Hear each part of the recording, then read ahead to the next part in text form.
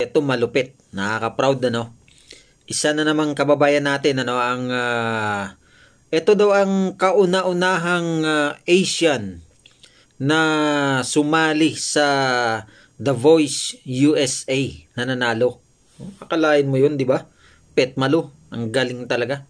Akalain mong makakalusot ang isang Pinoy dito sa competition ng pag-aawit.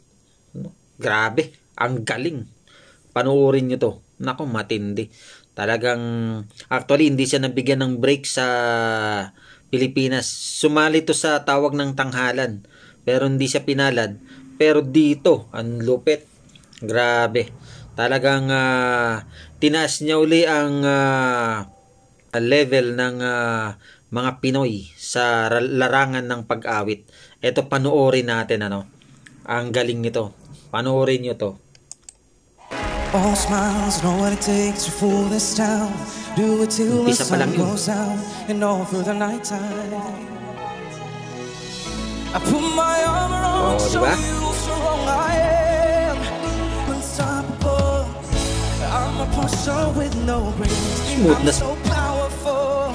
I don't need batteries to play. I'm so confident. Break down, only alone I will cry out now. I know I'd rather to let you finish out. It's the sigawan talaga, no? Let's go. I put my arm around, show you how strong I am. I'm invincible, and I will never sing your name. I'm so diba? Ang galing talaga niya.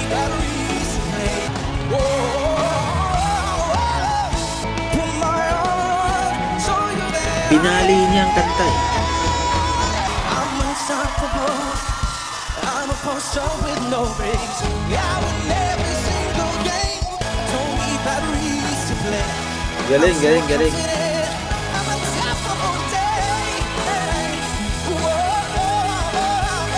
Nag-i-enjoy talaga siya sa pagkanta niya.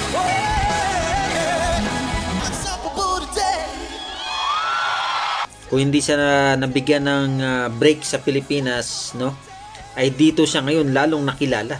At ang matindi niyan, sa ibang bansa pa, di ba?